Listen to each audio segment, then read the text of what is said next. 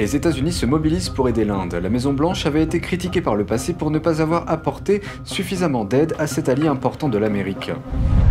500 scientifiques font l'objet d'une enquête pour des liens suspects avec des régimes étrangers. Plus de 90% de ceux qui ont fait l'objet d'une enquête l'année dernière avaient reçu des fonds non déclarés de la part de Pékin.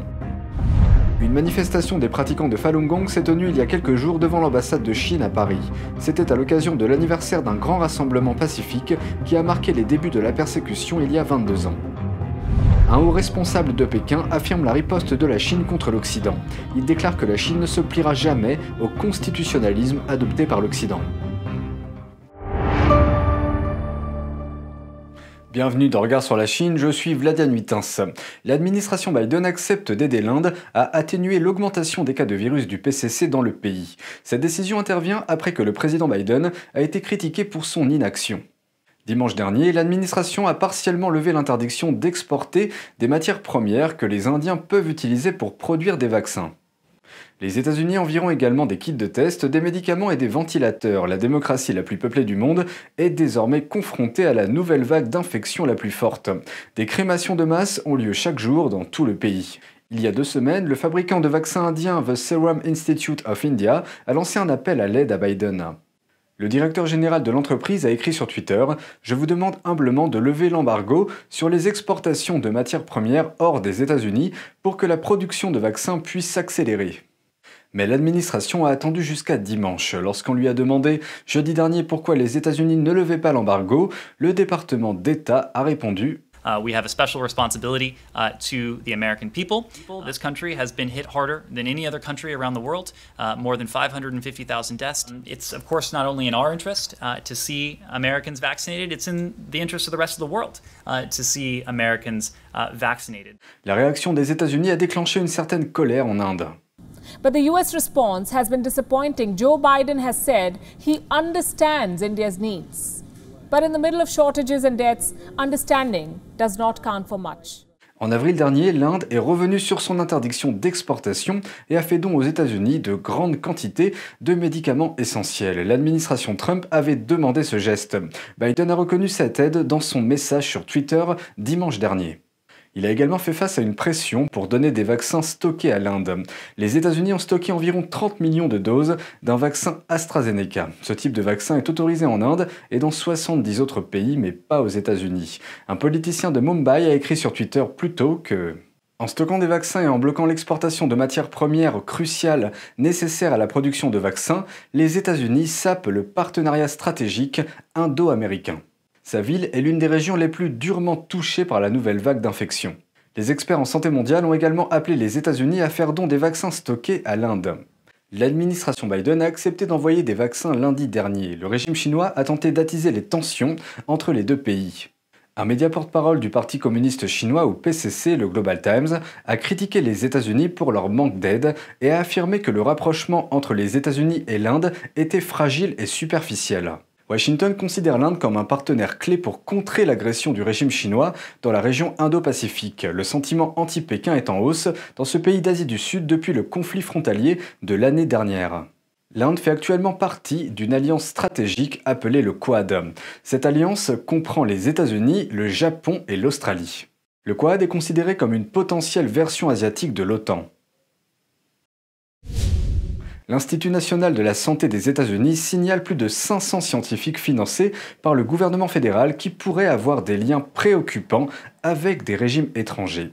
Un responsable a déclaré aux sénateurs que la plus grande préoccupation de l'Institut est que les scientifiques cachent les financements supplémentaires qu'ils reçoivent de la part d'acteurs étrangers.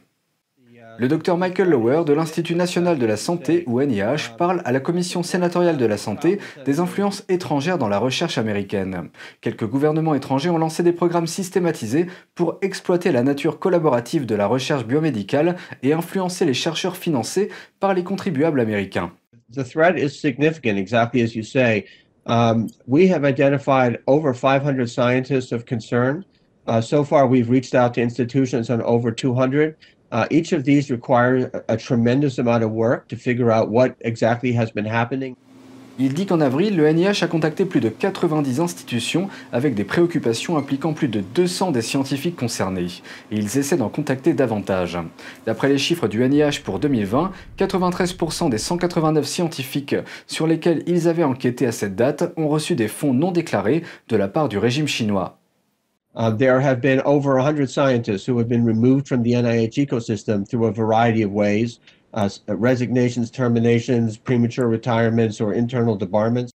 La plupart de ces cas concernent le profil d'un homme asiatique d'une cinquantaine d'années. Mais Lower dit que le NIH a également identifié des scientifiques préoccupants qui ne sont pas nés à l'étranger et qui ne sont pas d'origine chinoise. Candice White du Government Accountability Office explique à la commission que les enquêteurs doivent être mieux formés. We heard from, certainly a number of the principal investigators that many of them either were not aware of foreign talent recruitment programs or just simply didn't even know how they would go about identifying such programs. Selon Madame White, le NIH doit améliorer sa politique de déclaration. Son bureau a recommandé au NIH de ne pas se contenter de poser des questions sur les conflits d'intérêts financiers, mais aussi sur les conflits non financiers, comme les engagements contradictoires en termes de temps et d'efforts. Un fonctionnaire du département de la santé et des services sociaux donne également son avis. OIG has identified the threat of foreign government action aimed at unduly influencing and capitalizing on taxpayer-funded medical research as a top management challenge for HHS. And we also suggest doing more to address this vulnerability in OIG's top 25 recommendations. En début de semaine, un professeur de mathématiques de l'Illinois a été inculpé pour avoir dissimulé des financements reçus de Pékin lors de demandes de subventions fédérales. Et jeudi dernier, une chimiste d'origine chinoise a été reconnue coupable d'avoir conspiré pour voler des secrets commerciaux américains d'une valeur de 120 millions de dollars. Il y a 22 ans, environ 10 000 pratiquants de la pratique spirituelle du Falun Gong se sont rassemblés devant le bureau d'appel près de Zhongnanhai, le siège du Parti communiste à Pékin.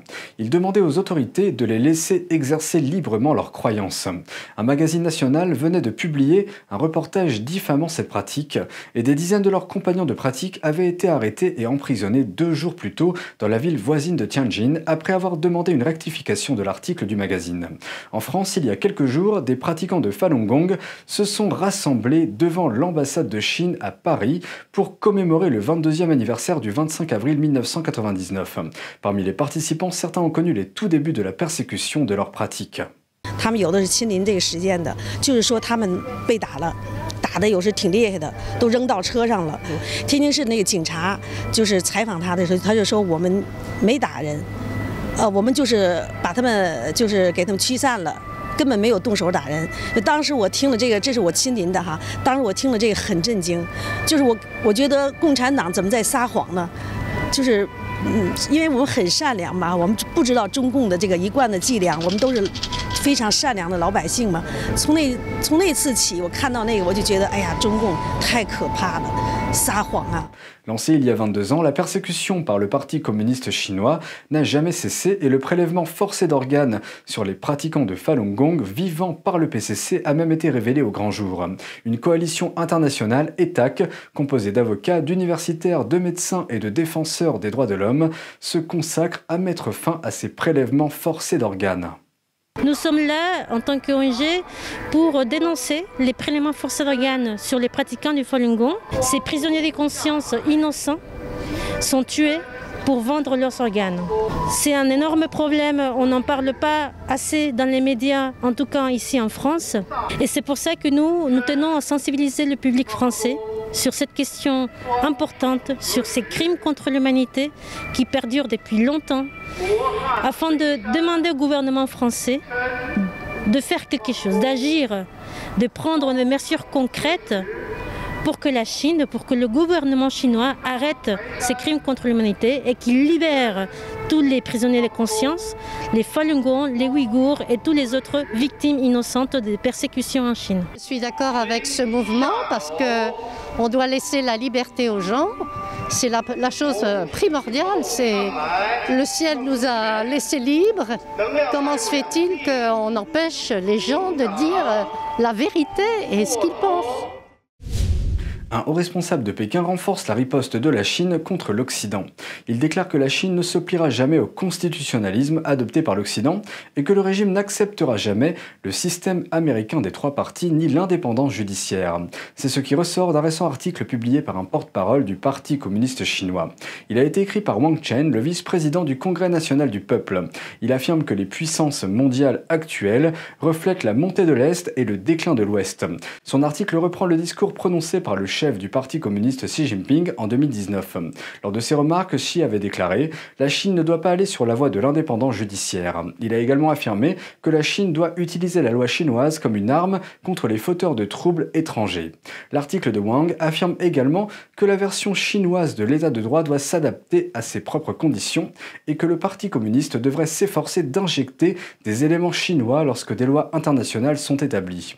Le juriste chinois Zhang Guangzhong a déclaré à Radio Free Asia que Xi Jinping se bat pour avoir son mot à dire au sein de la communauté internationale. Au début de la semaine dernière, Xi Jinping a commenté ce qu'il a appelé l'avenir commun de l'humanité lors du forum régional asiatique de Boao. Il a également semblé adresser une insulte à demi-mot aux États-Unis en déclarant, je cite, « Les grands pays devraient se comporter comme des grands pays ». Mais 2 jours plus tard, lors du sommet sur le climat organisé par le président américain Biden, Xi Jinping n'a proposé aucun objectif de réduction des émissions. Au lieu de cela, il a mis en avant le principe des responsabilités communes, mais différenciées. Il a également demandé un soutien financier et technologique aux pays développés. L'avocat chinois des droits de l'homme Chen Jiangang a déclaré à Radio Free Asia que la réforme politique est impossible sous le règne du Parti communiste. Il a expliqué que les responsables communistes ne le permettront jamais car elle réduirait le pouvoir du parti et le rendrait au peuple. Il a ajouté qu'une réforme révélerait également la véritable histoire du régime, ce qui contribuerait à son effondrement. NTD TV vous propose chaque jour 1 heure de programme en français à la télévision, accessible gratuitement sur Orange 548, Free 799, Bouygues 802 et SFR 921. Première diffusion à 20h et rediffusion le lendemain à 13h.